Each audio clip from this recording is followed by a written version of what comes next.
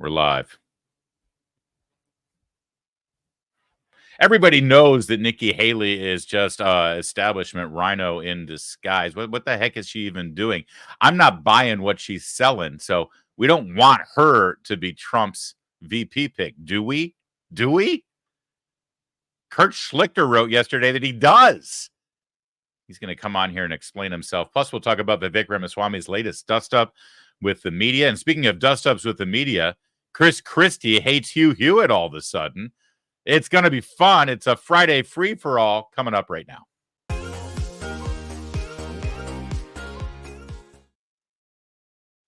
Didn't have the music on there. That was weird. Hey, it's Larry O'Connor. You can call me Larry. Seen across all the town hall media platforms, whether it's the social media engines that drive what we do or all of the sites themselves, Town Hall and Hot Air and Red State and PJ Media and Twitchy and Bearing Arms. We're all here. And yesterday on this show, in this very same space, at this very same time, we were kind of hard on Nikki Haley. I'll be honest with you. We played a lot of clips of her sticking her foot in her mouth, which she does a lot.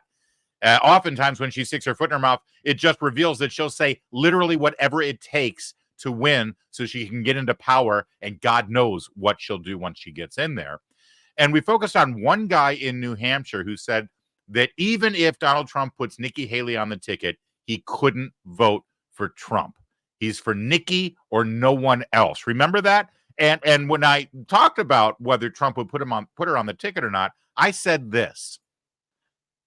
Because the fact is, the people who don't want to vote for Trump right now, who are supporting Nikki Haley, they're not going to vote for Trump because Nikki Haley got brought in.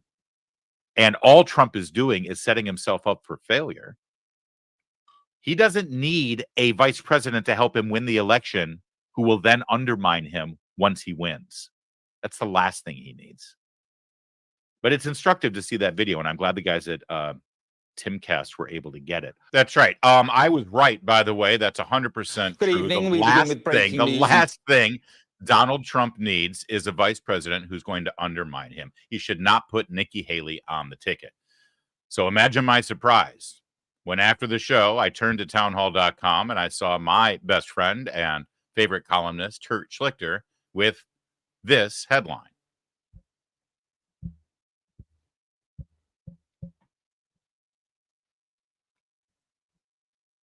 I mean, what the hell are you thinking, Kurt?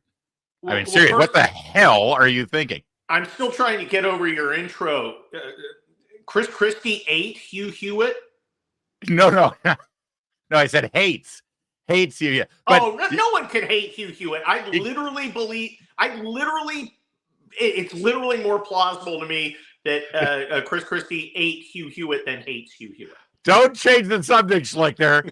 Now let's break this down for now. I'm going to give you a benefit of the doubt. The word "totally" in the headline suggests that you might be being facetious. I'm semi-facetious. Look, you know me. I have a legal background. I am a lawyer. I think like one. So I am objective about things. And I think that Trump's best choice, not that I would like it. I don't like it. Nikki, ! Haley, Jeb in a skirt, Mitt Romney, girl power. You know, she has binders full of girl power. Kurt, don't waste all of the names that you call her in just this first couple of minutes. We got quite a bit. Oh, it's a bottomless pit. The big pit of Nikki Haley nicknames is what Leonidas kicked the Persian ambassador into in 300. Okay, it is. There's no bottom to it. Heard. But she look.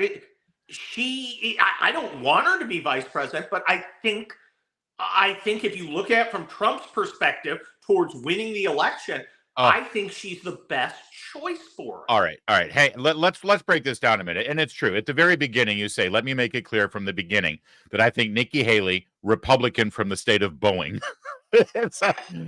is a vapid establishment automaton who's basically the Kamala Harris of the Republican Party, a Bush-esque mediocrity who represents a dying ideology that peaked in 2005 and good riddance to it. I mean, that's unequivocal. But you go on to make the case that you believe she could help Trump win, and right now that's all that matters. Is that basically your thesis here? That's it. If you're Trump, you've got to look at this this human question mark. This person who can't just say slavery when asked what caused the Civil War, and she's the best of his options. Oh God! For a number, and I don't like it, Larry. I don't like it. I'm just pointing out the facts. Kurt, I mean, look at this. Look at this. That's Hillary without the charm. Come on, what are you doing to us, Schlichter?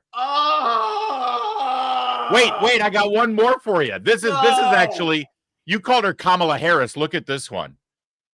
We have to deal with the cancer that is mental health. Now, a couple of things here. First, cancer is cancer. Cancer is not. But secondly, mental health is a good thing, isn't it? I mean, I've got mental health. I'm for it, but then again, I live in California, so maybe I'm not the guy to consult. I mean, she's just, well, first of all, it's some intern writing this. You think Nikki Haley knows what the Twitter machine is? Oh, you don't think that's her tweets? Yeah, I guess you're hard to believe. I mean, y'all know it's when it's a Trump tweet. All right, so now, well, hold on. Full disclosure here. You, as of now, last I checked, you are still, if you had to vote today, which you don't because you live in California, but if you had to vote today, you would vote for Ron DeSantis for the nomination. In a heartbeat. All right. No question. So are you writing this article to troll Trump and troll Trump supporters to just sort of get a rise out of them? Well, look, now, far be it for me to want to get a rise out of people. Yes, but with I, that headline. It's what I think, and I think it's interesting and, yes, provocative. But, I mean, there's a real case for Trump to pick Nikki Haley. I don't have to like it. I don't have to want it. But, my job's to point out what I see and think, to use this noggin here to try and analyze the strategy of other people. And look, I think there is a substantial chance that if Trump wins, and he very well may, that he will pick Nikki Haley, who is evidently running to be Veep. You think that's it? Well, let's go back to your column here. I'll check it out. Look at it from Donald Trump's perspective.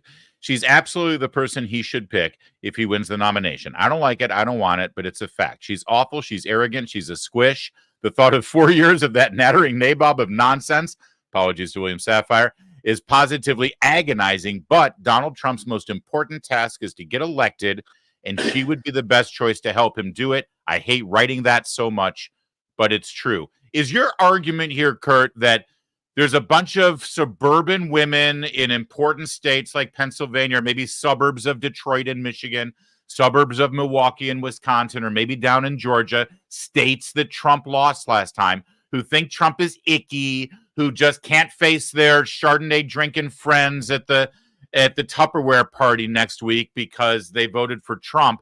But if Haley's on the ticket, that'll bring them over to the fray. Is that the calculus here? Well, that's part of it. And I think, look, I think the guy you mentioned who said, well, I love Nikki, but I won't vote for her if Trump's on the ticket. I think a lot of these guys will fall in line. Yeah. Look, I think, and the Trump voters, Trump's thinking that too. Oh, yeah. Look, at the end of the day, and I got in this argument on Twitter. Somebody was like, well, I'm never going to vote for Trump. Look, you either want to win or you want to indulge your aesthetic feels. I'm about winning, okay? Trump does some things that annoy me. Overall, he's going to be exponentially better than that desiccated old corrupt pervert in the White House. Being an adult is about making choices. We have a choice here. And these guys will fall in. I know the Trump people will fall in. They'll be falling all over themselves to fall in. Nikki Haley, what a great idea. This is his best idea since building the FBI a new spectacular new building as a reward. Here's one person who will not fall in, Ann Coulter. If Nikki's the nominee, I will 100% vote for Biden.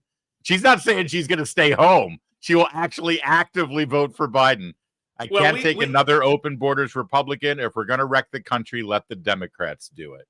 Well, we all love Ann Coulter, and Ann's going to do what Ann's going to do. And there are a certain number of people who are never going to vote for Trump and never going to vote for Nikki, and certainly would never vote for Trump Nikki. There are a percentage of them. I think it is considerably smaller than the percentage who will fall in and do what they have to do. Look, I'm going to vote for the nominee. If the nominee is Nikki Haley, I'm going to vote for her. I'm not going to like it. Right, I'm voting for the Republican nominee. And even unless it's Asa Hutchinson, I'm kind of on the fence with Asa. Right now. Well, I think I'm safe there. I don't know if I want to vote for a guy who sounds like the grizzled old prospector's chuck wagon manager. But Kurt, let's think this through for a minute.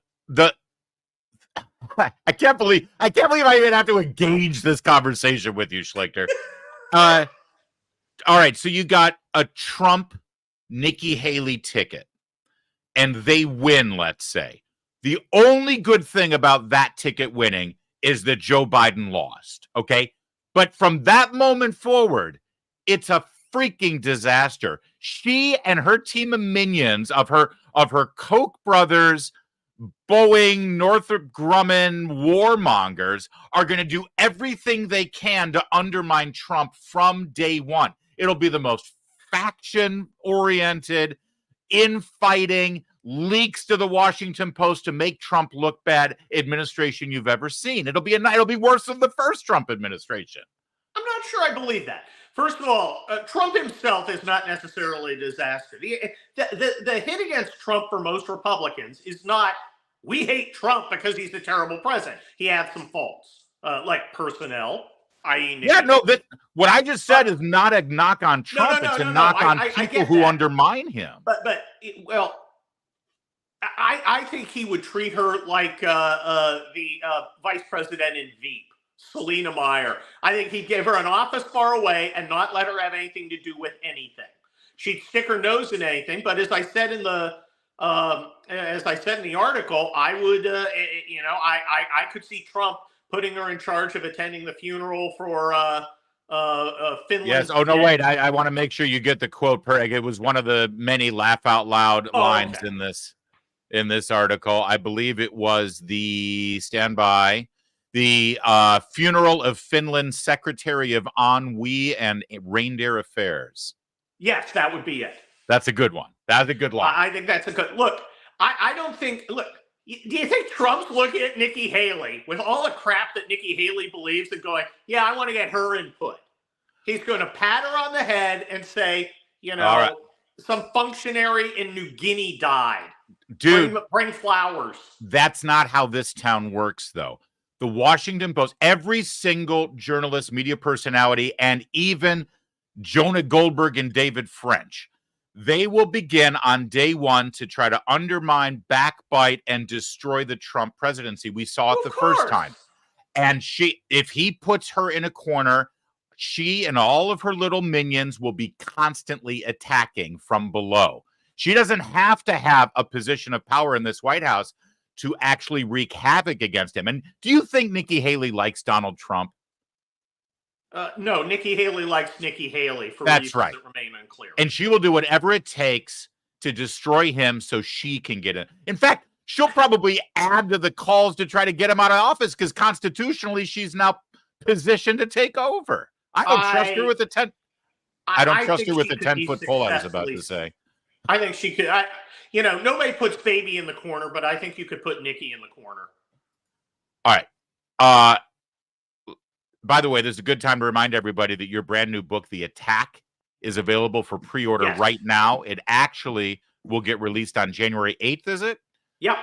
This Monday coming up, but it is available. Is it only the Kindle edition? People can actually buy a book, right? Yeah, on Monday, but if you pre-order right now, the Kindle, and it comes to your Kindle machine, and you get it right away.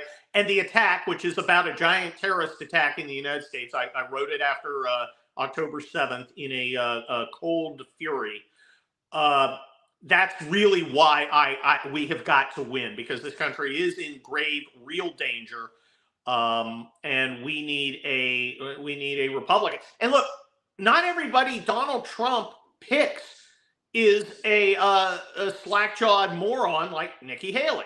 Robert O'Brien, Rick Grinnell. He had Seb Gorka in there advising him, who was on the faculty of the War College. Yeah. There are a lot of great people in foreign policy that Donald Trump could bring in who 100%. could fix our military, absolutely, and fix our foreign policy, and yes, and close our border so we don't get murdered. You're right. Absolutely, you're right. But do you really think that Nikki Haley, just because Nikki Haley may help in some of the states to get him over the finish line, do you think she's worth the risk, though? Nothing matters unless you win.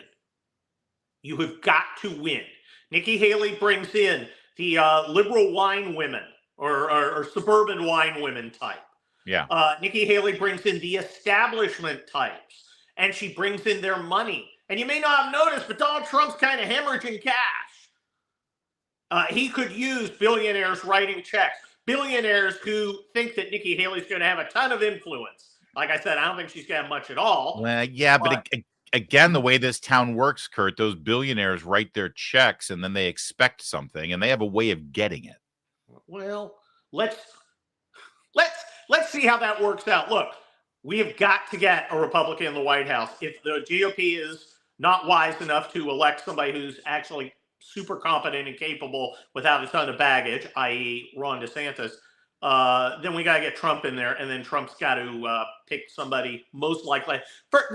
Let's look at it the other way, Larry. Who else is going to help him? What's he going to do? Go pick, Vivek? What state's the vice president Vivek going to bring you? Well, you know what? A lot of people in the comments section are saying we should get Vivek. I want to respond to some of the comments. We've got a little bit to say about Vivek. About the fact that we're having this conversation 10 days before the Iowa caucus even happens is hilarious to me. Yeah. But Mr. Proto at YouTube says, how in the heck can you think that putting a war pig neocon in office like her is even remotely a good idea? That's a fair point. I don't think it's a good idea. I think it's a good idea to get elected. My God, there's a reading comprehension crisis out there. She's a person I don't like.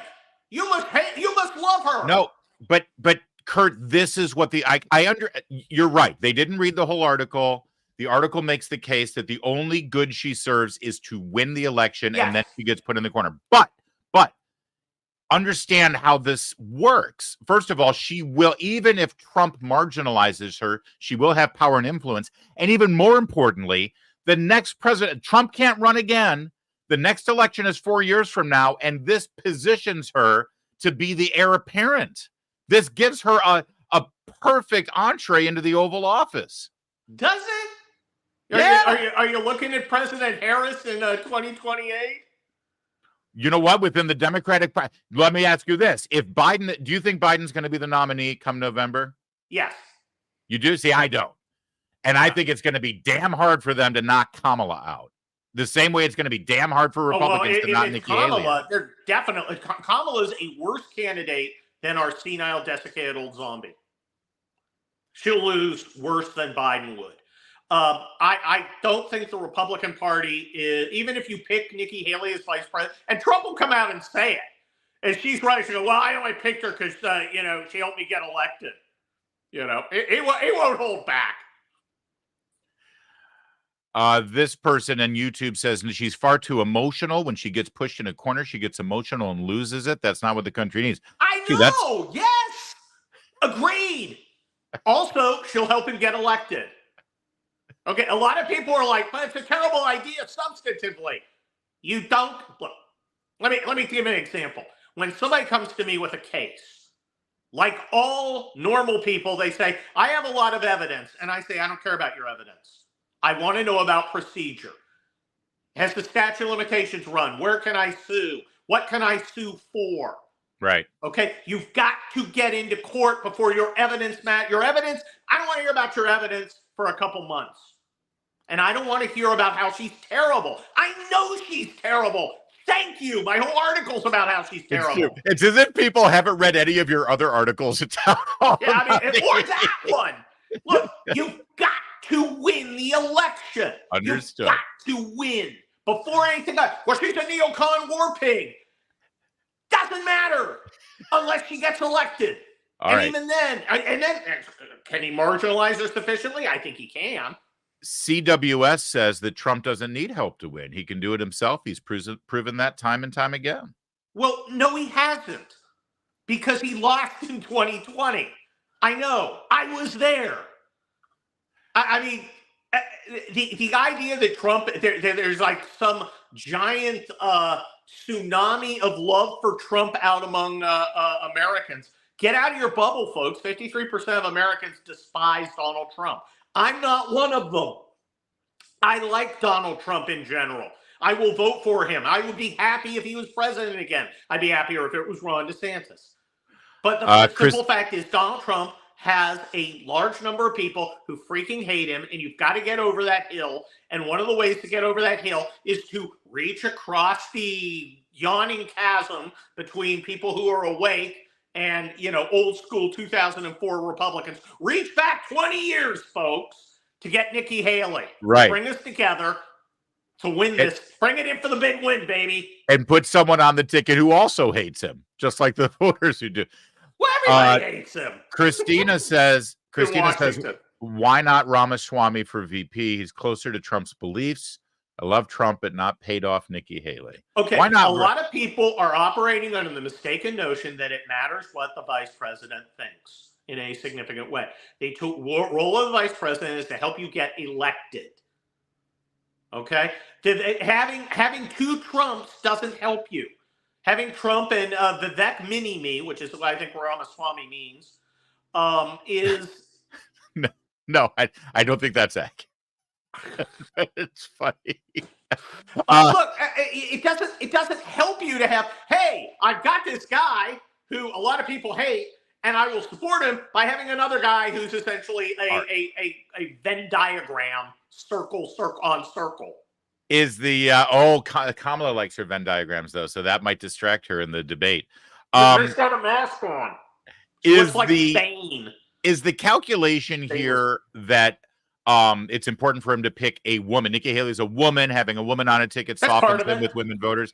Or is it specific to her? Because Rose makes a good point on Facebook. Rose says, no Nikki Haley. How about Kristi Noem or Tulsi Gabbard if they're looking for a woman? What does Kristi Noem bring you besides Corey Lewandowski? That's just a rumor, isn't it? Every time I see her, I've been on stage with her. She's got Corey lurking off in the shadows. I just assumed he was advising her in some way. I just don't like Corey Lewandowski. I don't think if he's advising you, you've got bad advice. What's she bring you? Is she going to nail down South Dakota for Donald Trump? Yeehaw! That's not useful. Tulsi Gabbard is not a Republican. Okay? Doesn't help. All right. What about a deplorable on the X platform says Trump's health isn't the greatest. That makes it a deal breaker. That's true. I mean, listen, I know you think vice presidents don't do anything, but they do one thing. Look, Trump's pretty healthy. I talked about it. I don't think this guy's going to die anytime soon, but it's possible. Look, there's risks. There's risks. It's a major risk. Yeah, he who dares wins. Or, in Nikki, she who dares wins. Girl power.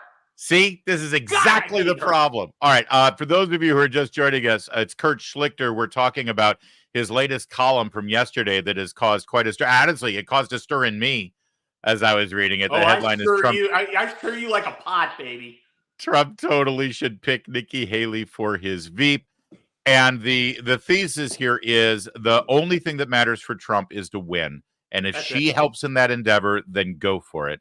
I think people are terrified at the fact that she gets some level of power influence in this town. Yeah, or that her... Add me to that.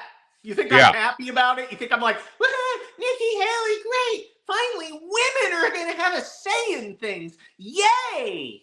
Well, let me say this, by the way. You do make the case embedded into this article that none of this would be an issue if Ron DeSantis were to get the nomination.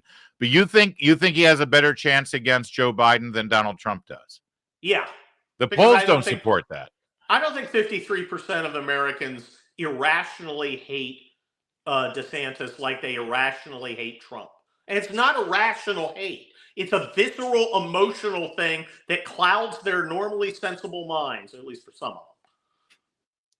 All right. Well, is there anything else? Yeah, because I want to move on to the idea of Vivek, because there's a lot about Vivek that I like, and I want to see you, because you seem lukewarm.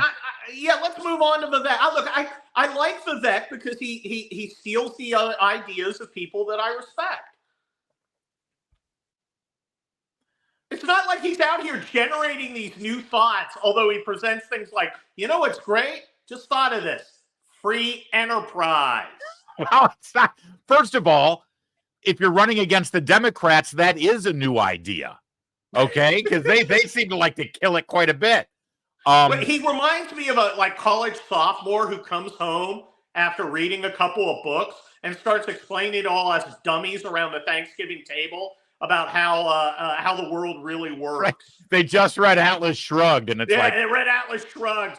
Guys, you got to hear about this objectivism thing. All right. That said, I think Vivek Ramaswamy's track record in business suggests that he's got a little bit more going for him than the college sophomore. I don't think he's a bad guy. I just think he's a young guy. I look at him and I think there is no one on earth, I think, who could have benefited more from 4 years in the Marine Corps than Vivek Ramaswamy. All right. Well, let me, and coming from an Army colonel, that's saying something, because you have a lot of Marine Corps jokes. I think he's a smart kid who look. All right. I was not unlike Vivek when I came out of college, and then I went in the Army. So you and I both came into this world of political punditry under the guideful watch of Andrew Breitbart. You could argue that Andrew Breitbart discovered both of us, right? Yes. And he recruited me flat out. Gave us the opportunity to grow in this industry. I see Vivek Ramaswamy when he squares off against the media in particular, and I think Andrew Breitbart would love this guy for his attacks on the media. And the latest came in a sit down with NBC News. Here's the clip. Let's just start this and then comment as we go. All right. Let's talk about what white supremacy and what happened last night for a moment, because when you were talking to reporters last night. First of all, Kurt, what's going on with this look here?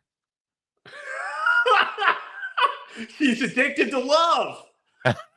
It is. She's a Robert Palmer backup singer, isn't she? Well, traditionally, Robert Palmer backup singers were hot, but she's like covering it without crediting it. So she's like Claudine Gay. Without the plagiarism. As far as we know, she hasn't plagiarized. Dasha Burns is what liberal men think a hot chick looks like. You called white supremacy a myth. When someone asked you about Dylan Roof, you said you didn't know who that is. Have you looked up what happened in 2015? Yeah, look, I've said I've said this how condescending is that? Have you looked up what happened in 2015? We all knew in 2015 Dylan Roof's name. Forgive me. 8 years later, I'm in the news business. It took me a minute to go, who? Right. Oh, I'm sorry. I don't have the big list of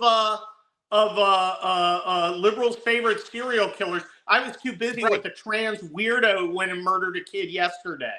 Yeah, we don't begin every day with our daily devotion of, if that's your real name.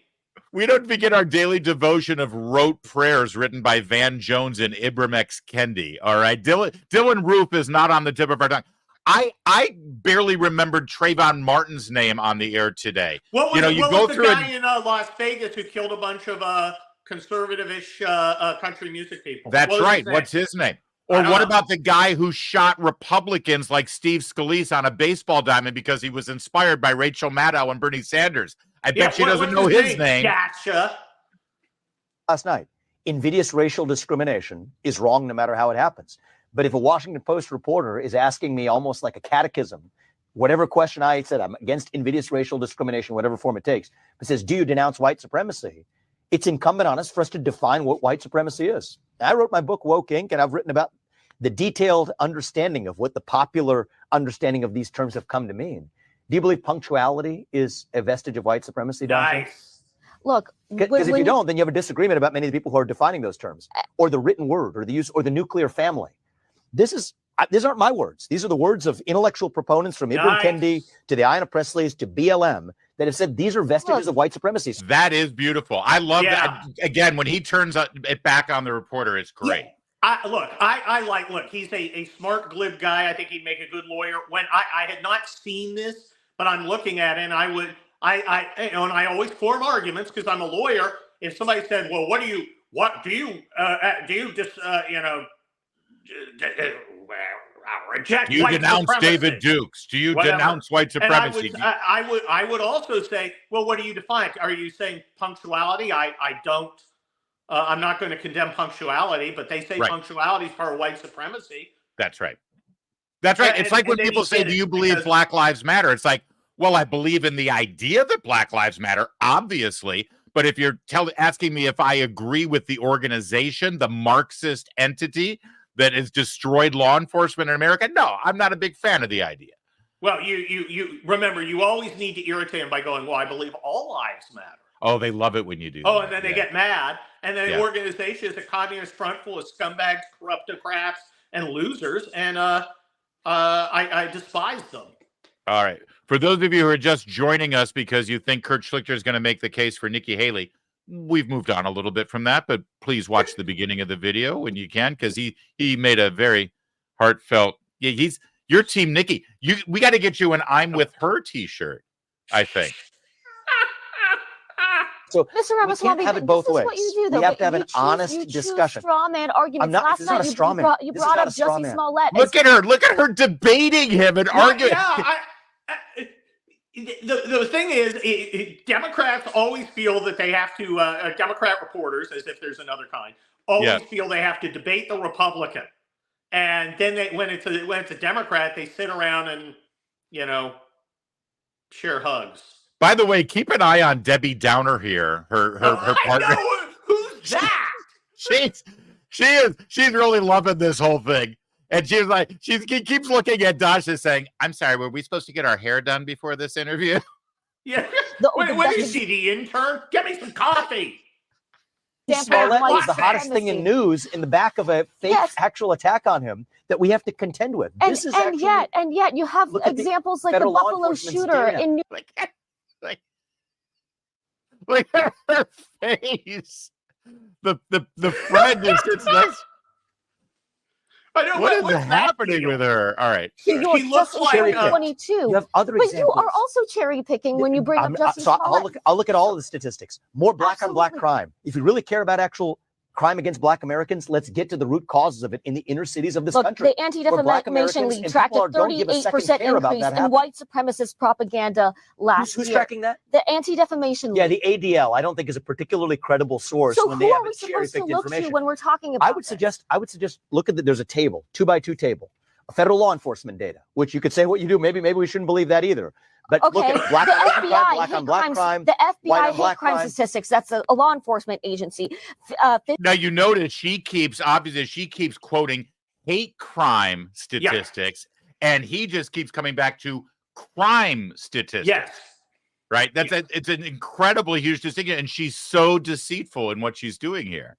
Well, look, I'm not sure where she is deceitful. I think she's also stupid.